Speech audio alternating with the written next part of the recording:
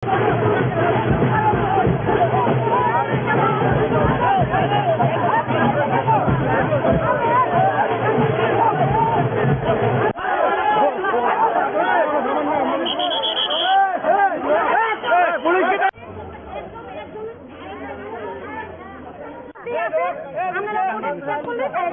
কি বিজেপি করে? হ্যাঁ হ্যাঁ, তারাও বিজেপি করে। একজনের থেকে একজনের সঙ্গে আরেকজন কেন মারপিট করবে? কিসের জন্য করেছে তারা? নমস্কার, আমরা এতক্ষণ দেখাচ্ছিলাম আপনাদের উমাকান্ত একাডেমির সামনের বিজেপির গোষ্ঠীকন্দল একেবারে প্রকাশ্যে শহর আগরতলায় একেবারে খাস আগরতলার বুকে বিজেপি প্রার্থীকে ফুলের তোড়া, জয়ী বিজেপি প্রার্থীকে ফুলের তোড়া দেওয়া নিয়ে যে গোষ্ঠীকন্দল সেই ছবি আমরা দেখিয়েছি। এবার আমরা একটু চোখ রাখবো মেলাঘরের দিকে। সেখানেও বিজেপির নাম করে অন্য আর এক বিজেপি কর্মীকে আক্রমণ করলেন কিছু দুষ্কৃতী। আবারও জানাবো, বিজেপির নাম করে অন্য আর এক বিজেপি কর্মীকে আক্রমণ করেছেন কিছু দুষ্কৃতী।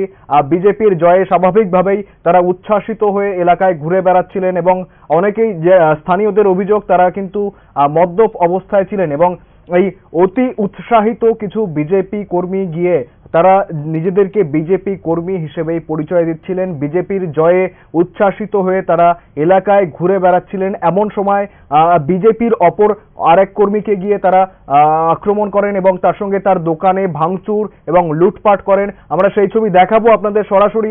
একেবারে মেলাঘর হাসপাতালের কাছাকাছি এই ঘটনা, একেবারে প্রকাশ্যে। একটু আগেই যে ছবি আমরা দেখিয়েছিলাম এখনো ঠিক সেই একই রকম ছবি।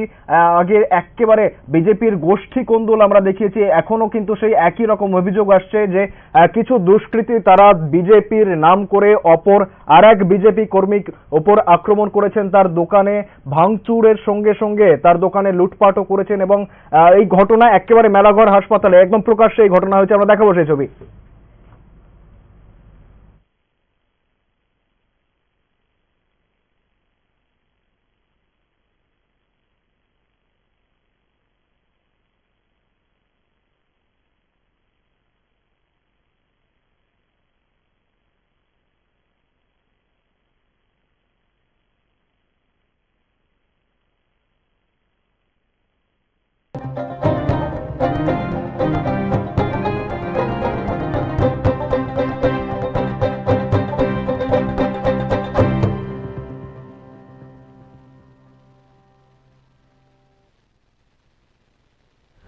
নমস্কার, আপনারা দেখছেন নিউজ নাও, সঙ্গে রয়েছে আমি শুভেন্দু।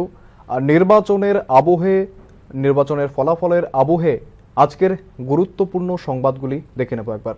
অষ্টাদশ লোকসভা নির্বাচনের প্রকাশিত ফলাফলে একক সংখ্যাগরিষ্ঠতা অর্জনে ব্যর্থ বিজেপি। এক্সিট পোলের যাবতীয় হিসেব উল্টে দিয়ে আশাতীত ফলাফল করেছে ইন্ডিয়া জোট।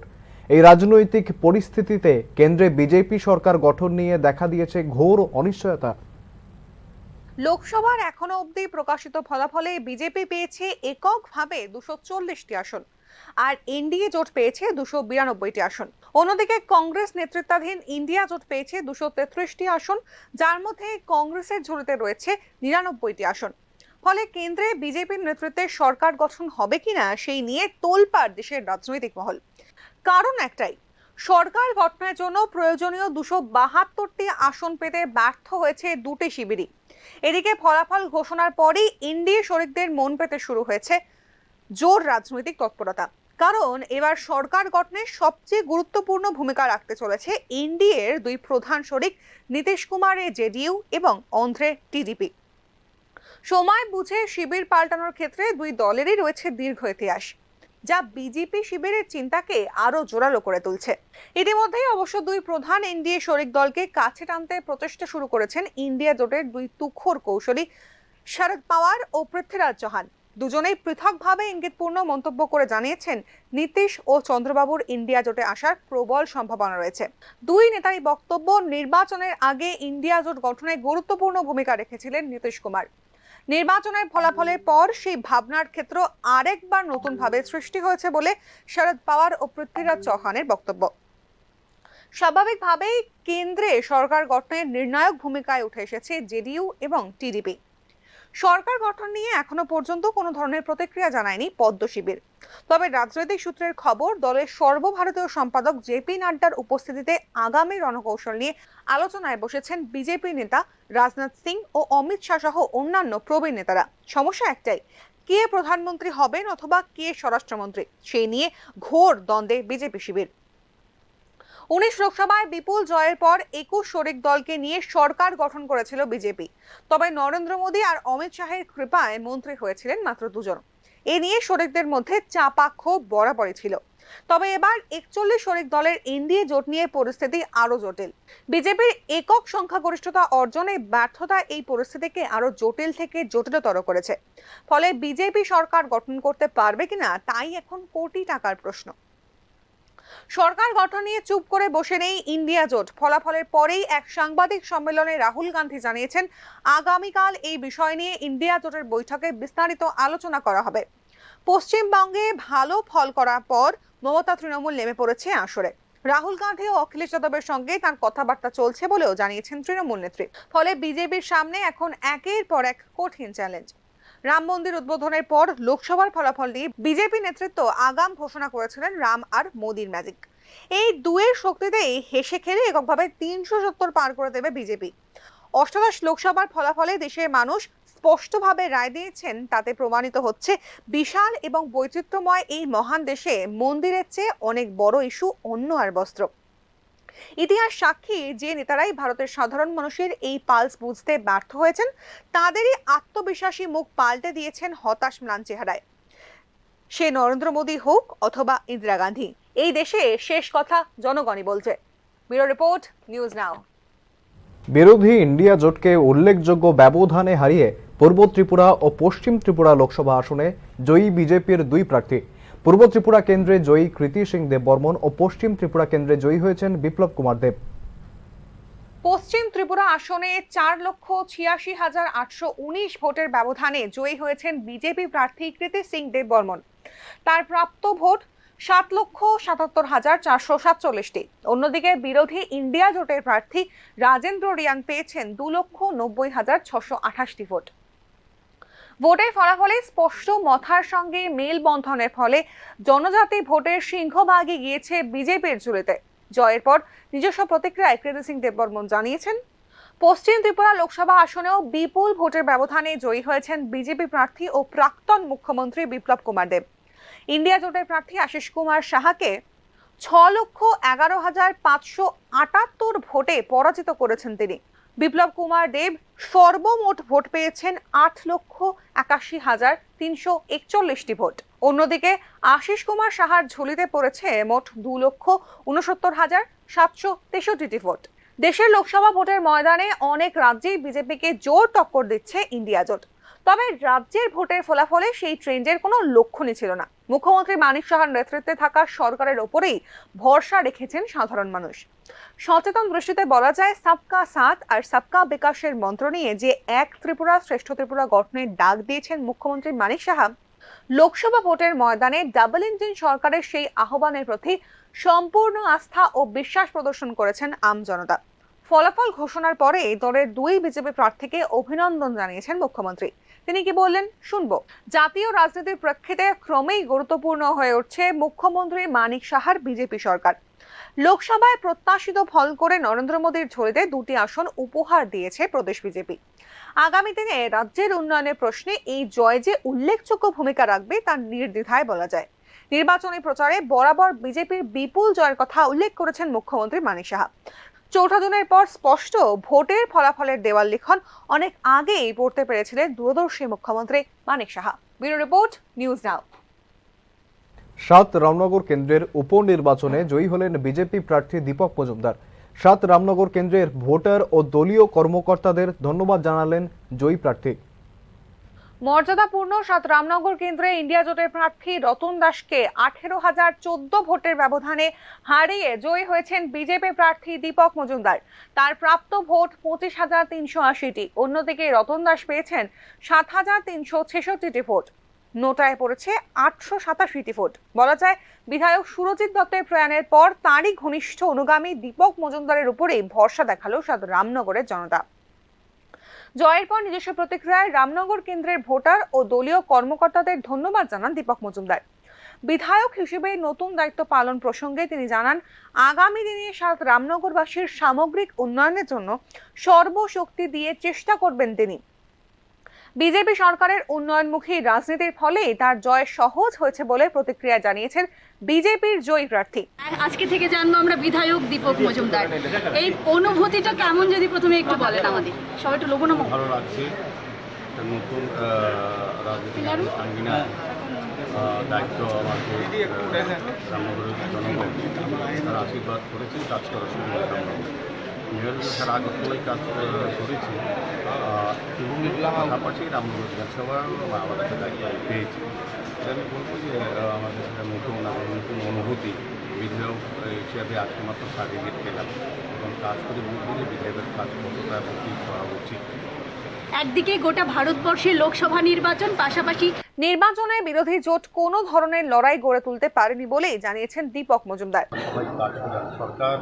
আমি বিশেষ করে বলবো আজকের এই জয়ের বিষয়ে প্রথম যদি যেটা হচ্ছে এটা নরেন্দ্র মোদীর উপর মানুষের আস্থা, বিশ্বাস এবং কাজের জন্য, দ্বিতীয়ত ডক্টর মানিক শাহর নেতৃত্বে রাজ্যের মাননীয় মুখ্যমন্ত্রী সরকার যে কাজ করছে মানুষ তার উপর আস্থা রেখেছেন এবং বিশেষ করে পৌর নিগমের আমাদের কর্পোরেট যে কাজ করেছে তার উপর মানুষের আস্থা রেখেছে। তার সঙ্গে আমি বলবো যে বিশেষ একটা গুরুত্বপূর্ণ বিষয় হচ্ছে রামনগরের যিনি বিধায়ক ছিলেন জননেতা সুদীপ দত্ত মৃত্যুর পর মানুষ আমরা কিন্তু আবেদন রেখেছিলাম যে মানুষের কাছে যদি সুদীপ দত্তের প্রতি শ্রদ্ধা জানাতে হবে একটু সংখ্যক ভোট প্রদান করতে হবে। মানুষ কিন্তু রামনগরের ভোটাররা কিন্তু সেই দিকে সাড়া দিয়েছে। আমি বলবো তারপর ওনার যে সহধর্মী প্রতিমা দত্ত উনিও কিন্তু আমার পক্ষ হয়ে আমাকে ভোট দেওয়ার জন্য রামনগরবাসীর কাছে আবেদন রেখেছিল। এটা একটা ছাড়া। আর তারপর বলবো যে রামনগরের যারা কার্যকর্তা আছে, যারা ভোটাররা আছে আমাকে তারা কাজ করার সুযোগ দিয়েছে, আমার আশীর্বাদ রেখেছে। আমিও চেষ্টা করবো আমার যতটা সম্ভব তারা আগরতলার সঙ্গে রামনগর উন্নয়নে কাজ করবো। বাস্তবে না থেকেও বরাবরই সাত রামনগর কেন্দ্রের উপনির্বাচনে বিজেপির প্রধান শক্তি ছিল প্রয়াত বিধায়ক সুরজিৎ দত্তের জনপ্রিয় ইমেজ। দীপক মজুমদারকে বিপুল ভোটের ব্যবধানে নির্বাচিত করে সাত রামনগরবাসী বুঝিয়ে দিয়েছেন আবেগের প্রশ্নে তাদের প্রিয় সুনুদার শিষ্যের উপরেই তারা আস্থা রেখেছেন। এক কথায় রাজনৈতিক বিচার বিশ্লেষণের চেয়ে আবেগকেই প্রাধান্য দিল আম জনতা। Bureau report, news now. ফিরে এসছে একটা ছোট্ট বিরতির পর, দেখতে থাকুন নিউজ নাও। আপনি দেখছেন নিউজ নাও, আমরা জানি কোনটা খবর। শ্যাম সুন্দর কোম্পানি জুয়েলার্স শুভ অক্ষয় তৃতীয়া 30 এপ্রিল থেকে 11 মে 2024।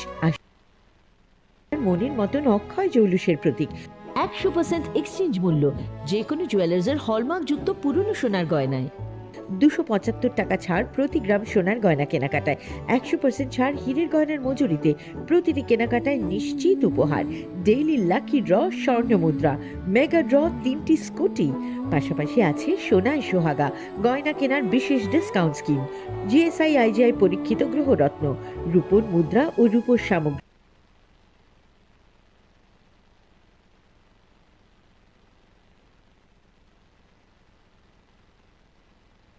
মে 2024 সবার সাদর আমন্ত্রণ। শ্যাম সুন্দর কোম্পানি জুয়েলার্স, কামান চৌমুহনী, ইউকো ব্যাংকের বিপরীতে, আগরতলা। আমরা প্রতিদিনই খোলা আছি। Step into the realm of Assam Downtown University, where we encourage success, experience the pinnacle of academic excellence, and live your best days. মশলা হাতে নয় চামচে তুলুন। লংতরাই গুঁড়ো মশলার প্রতিটি 250 গ্রাম প্যাকেটের সাথে 1টি চামচ ফ্রি।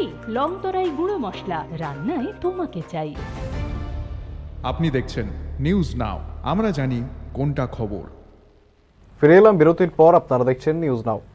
নিয়োগ দুর্নীতি, সন্দেশখালী ইস্যু সমস্তটাই উড়িয়ে সবুজ আবির মাখল বাংলা। সিট কমল বিজেপি ও কংগ্রেসের, খাতা খুলতে পারল না বামফ্রন্ট। সন্দেশখালী ইস্যু এবং পাহাড় প্রমাণ দুর্নীতি সামনে আসায় বিরোধীরা পলিটিক্যাল অ্যাডভান্টেজ পেয়েছিল ঠিকই, তবে তার প্রতিফলন হলো না ভোট বাক্সে। 21-এর বিধানসভা ঝড়কেই অব্যাহত রেখে লোকসভাতেও সিট বাড়ালো তৃণমূল। 42টি আসনের মধ্যে তৃণমূলের ঝুলিতে 29টি আসন। গত লোকসভায় তৃণমূল পেয়েছিল 22টি আসন। রেকর্ড মার্জিনে জয়ী অভিষেক ব্যানার্জি। জয়ের ব্যবধান 7,10,930 ভোট। গতবারের 18 সিটে জয়ী হওয়া বিজেপির ঝুলিতে এসেছে 12টি আসন। অন্যদিকে 2টি সিট থেকে কমে কংগ্রেসের কাছে রয়েছে মাত্র 1টি সিট। 85,000-এর বেশি ভোটে পরাজিত প্রদেশ কংগ্রেসের সভাপতি অধীর রঞ্জন চৌধুরী। খাতা খুলতে পারেনি কংগ্রেস শরিক বামফ্রন্ট। সন্ধ্যায় সাংবাদিক সম্মেলন থেকে তৃণমূল সুপ্রিমো জানান, ইন্ডিয়া জোটের বৈঠকে দলের প্রতিনিধি উপস্থিত থাকবেন। অষ্টাদশ লোকসভা নির্বাচনে এককভাবে সংখ্যাগরিষ্ঠতা পায়নি কোনো দল, তবে আশাতীত ফল করেছে ইন্ডিয়া জোট, যার মধ্যে গুরুত্বপূর্ণ ভূমিকা রয়েছে ঘাসফুলেরও। দেশের মধ্যে চতুর্থ বৃহত্তম দল হিসেবে উঠে এসেছে মমতার তৃণমূল। ফলে জাতীয় রাজনীতিতে তৃণমূল এবারে গুরুত্বপূর্ণ ফ্যাক্টর হয়ে উঠবে বলে মনে করছেন রাজনৈতিক বিশ্লেষকরা। ব্যুরো রিপোর্ট, নিউজ নাও।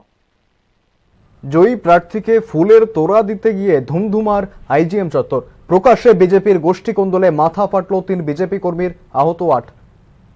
উমাকান্ত একাডেমি কাউন্টিং সংলগ্ন আইজিএম চৌমুহনী এলাকায় প্রকাশ্যে বিজেপির গোষ্ঠী কন্দল। রামনগর বিধানসভার উপনির্বাচনে জয়ী বিজেপি প্রার্থী দীপক মজুমদারকে ফুলের তোড়া দিতে গিয়ে বচসার সূত্রপাত। ঝামেলা গড়ায় মারামারি পর্যন্ত, মাথা ফাটে 3 জন বিজেপি কর্মীর। তড়িঘড়ি আইজিএম হাসপাতালে নিয়ে গিয়ে তাদের চিকিৎসা শুরু হয়। আমি ফুলের তোড়া দেওয়াতে একদম একজন আয়েশা গালে চার দেওয়ার পরে আমি মাঝখানে আমার লয়ে এসে তারা একদম মানে আমার দূরে ছিবা একদম গলার মধ্যে চিপ দিয়া ধরছে। না ছুটানো আগে গেলে আমরা যে বিধায়ক নতুন বিধায়ক হইব তাই নিয়ে আমার 2 হাত দিয়ে সেটা ধরে রাখছে। টাইনের উপর দিয়া সেটা একদম আমার একদম টর্চার করতেছে তারা। যেমন পারলে আমার একদম তারা এখানে মারবো। আমি শুধু সুস্থ বিচার চাই। আমি এনে কোনো পার্টি করতে হবে কেন টাইনে বিধায়ক হইব নতুন কোনো মতে পরিস্থিতি নিয়ন্ত্রণে আনে পুলিশ। রাজ্যের 2টি লোকসভা আসন এবং একটি উপনির্বাচনেও জয়ী বিজেপি। তবে এই ধরনের বেআইনি ঘটনায় এখনো কোনো গ্রেফতারির খবর পাওয়া যায়নি। ব্যুরো রিপোর্ট, নিউজ নাও। ত্রিপুরা রাজ্যের মধ্যে কৈলা শহর এক ব্যতিক্রমী জায়গা, সেটা আবারও প্রমাণ হয়েছে লোকসভা ভোটের গণনায়। ত্রিপুরার মোট 60টি বিধানসভা কেন্দ্রের মধ্যে 59টি বিধানসভা কেন্দ্রেই বিজেপি দলের প্রার্থীরা জয়ী হলেও রাজ্যের মধ্যে একমাত্র কৈলা শহর বিধানসভা কেন্দ্রে কংগ্রেস সমর্থিত ইন্ডিয়া জোটের প্রার্থী লিড করেছেন। এই বিষয়টিকে একটা বড় জয় হিসেবে দেখছেন রাজ্যের বিরোধী শিবির। কৈলা শহরে আংশিক জয় ত্রিপুরা রাজ্যে বিরোধী দলের আন্দোলনে আগামী দিনে পথ দেখাবে বলে সাংবাদিক সম্মেলন করে জানালেন কৈলা শহরের কংগ্রেস দলের বিধায়ক বীরজিৎ সিনহা। উল্লেখ্য, ঊনকোটি জেলার জেলা সদর কৈলা শহরের আরকেআই স্কুলে ঊনকোটি জেলার 4টি বিধানসভা কেন্দ্রের ইভিএম মেশিনগুলো মজুদ ছিল। ঊনকোটি জেলার 4টি বিধানসভার মধ্যে পূর্ব ত্রিপুরা লোকসভা আসনে বিজেপি দলের প্রার্থী কৃতি সিং দেববর্মন 50 পাবিয়াছড়া বিধানসভা কেন্দ্রে 17,388 ভোটে, 51 ফটিকরায় বিধানসভা কেন্দ্রে 20,630 ভোটে, 52 চণ্ডীপুর বিধানসভা কেন্দ্রে 14,646 ভোটে লিড ছিল। তবে ঊনকোটি জেলার অধীনে থাকা 53 কৈলাসহর বিধানসভা কেন্দ্রে ইন্ডিয়া জোটের তথা সিপিআইএম প্রার্থী রাজেন্দ্র রিয়াং এর 2,307 ভোটে লিড ছিল। এই ফলাফল প্রকাশের পর কৈলাসহরের কংগ্রেস দলের বিধায়ক বীরজিৎ সিনহা মঙ্গলবার বিকেলে ঊনকোটি জেলা কংগ্রেস ভবনে এক সাংবাদিক সম্মেলনে মিলিত হন। সাংবাদিক সম্মেলনে বীরজিৎ সিনহা ছাড়াও উপস্থিত ছিলেন ত্রিপুরা প্রদেশ কংগ্রেসের সাধারণ সম্পাদক রুদ্রেন্দু ভট্টাচার্য এবং কংগ্রেস নেতা নরসিংহ দাস।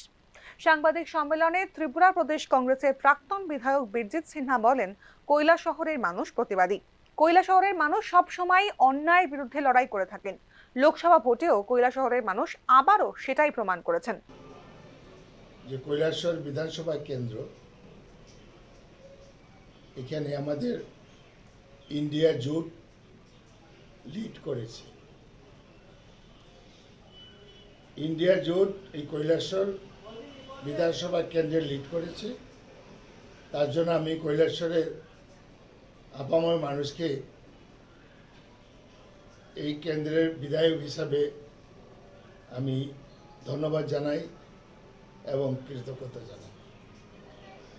কৈলাসহরের মানুষ সবসময় প্রতিবাদী মানসিকতা নিয়ে কাজ করে, অন্যায়ের বিরুদ্ধে লড়াই করে।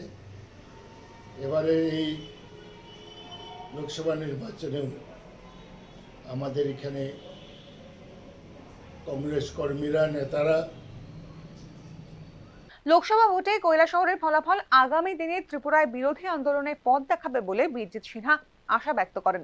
তবে সারা ত্রিপুরা রাজ্যে কংগ্রেস দলের 3 জন বিধায়ক এবং সিপিআইএম দলের 11 জন বিধায়ক থাকার পরও একমাত্র কৈলাসহর ছাড়া অন্যান্য বিজেপি বিরোধী বিধায়কের আসনে ইন্ডিয়া জোটের প্রার্থী লিড না থাকায় প্রশ্ন উঠছে। কৈলাসহর থেকে দেবাশিস দত্তের রিপোর্ট, নিউজ নাও। 10টার সংবাদ আজকের মতো এই পর্যন্তই। পরবর্তী আপডেটগুলির জন্য চোখ রাখুন নিউজ নাও পর্দায়।